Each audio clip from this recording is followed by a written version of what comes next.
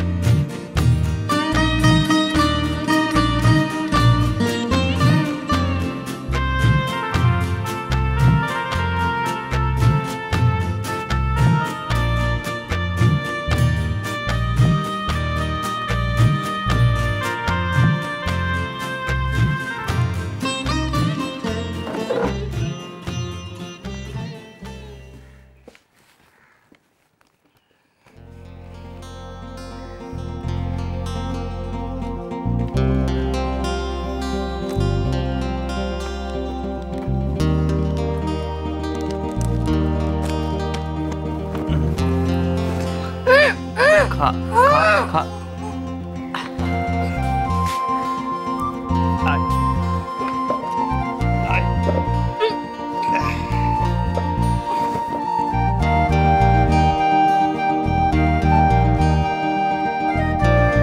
ছোট, তুই তো নিশি দাদার কোলে আসবি না? কি রে?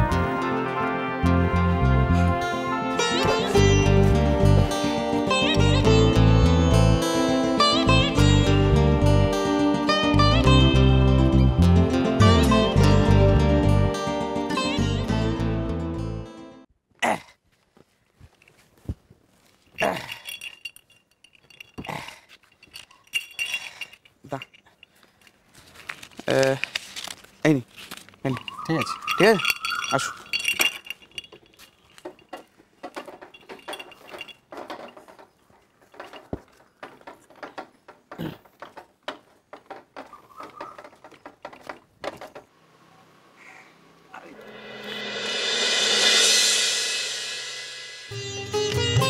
বড়দা তুমি, আর তুমি ছাড়ো তো, এই তো আমি নিয়ে নিচ্ছি, তুমি ছেড়ে দাও, তুমি ছাড়ো। ছোটবেলায় মা কি বলতো মনে নেই? দশের লাঠির একের বোঝা কখনো করতে নেই। দশে মিলি করি কাজ, হারি জিতি নাহি লাজ। মনে পড়েছে? তুমি না একটু পাল্টাওনি বড়দা। ওই দেখো, দাঁড়িয়ে রইলে কেন? চল। হ্যাঁ চলো চলো চলো চলো।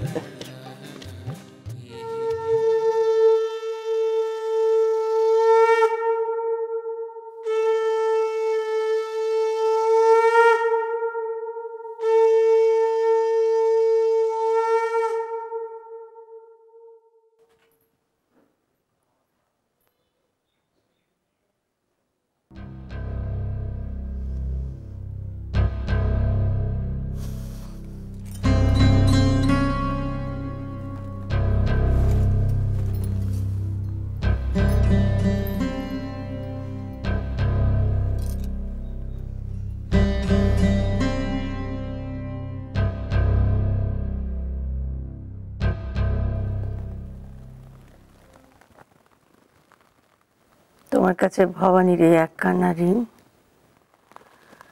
ভবানীকে মরার দিন অবধি বয়ে বেড়াতে হবে। ভবানীর এই একখানা গপ্প তুমি ভেঙে দিলে। কখনো কারো কাছে কোনো ঋণ সুদে বাকি রাখেনি, সুদে আসলে মিটিয়ে দিয়েছে। চিরটাকাল শুনেছি ঋণ বাকি রেখে মরলে ভগবান উপরে গিয়ে ক্ষমা করে না। জানি না ভগবান আমায় ক্ষমা করবেন কিনা, কারণ তোমার এই ঋণ তো আমি শোধ করতে পারবো না। মা, আমার অনেক ঋণ তোমার কাছে। তুমি আমার মুখের কথাখানা বলতে দাওনি। আমার ছেলের যে আমি মা, তার শত্রু নই, তা আমার ছেলের বিস্মরণ হয়েছিল। কোন যন্ত্রণা থেকে মা তার সন্তানকে ডুবে যেতে বলে,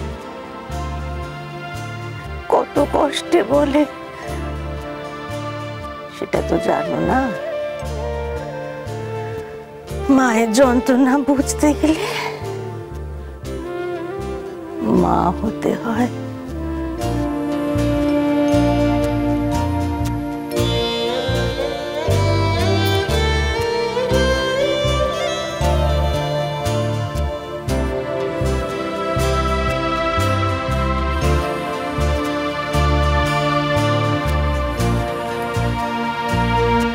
নিশীথকে ওর মায়ের কাছে আগের মতন ফিরিয়ে দাও ঠাকুর, আগের মতন। বড় বৌমা, নিশীথকে আর একখানা রুটি দাও। আমাকে রুটি দাও না গো। ও মা, দেখেছো সোমা কি করছে? সোমা, পরের জন্মে আমায় শ্বশুর করে পাঠিও গো ঠাকুর, তাহলে আর সবার শেষে খেতে হবে না।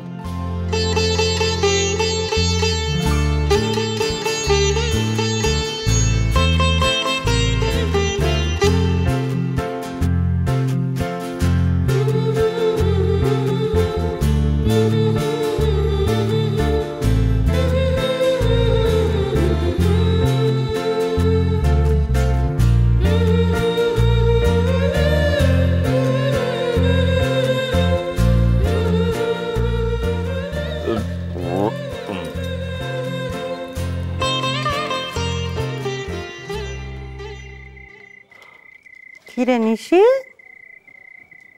কিছু বলবি? মা, তোমার একখানা সিদ্ধান্ত জানার ছিল।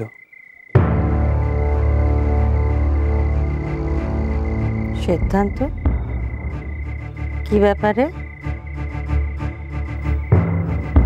উষসীর পড়াশোনার ব্যাপারে মা।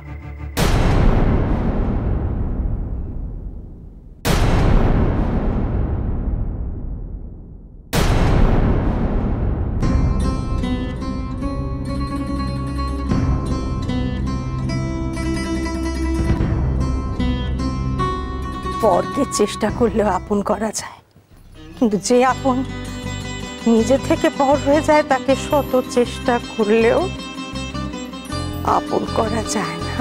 মা, ডাকবি না। নিশীথ, তুই বলছিলিস না তোর সিদ্ধান্তের কথা? আমিও একটা সিদ্ধান্ত নিয়েছি রে।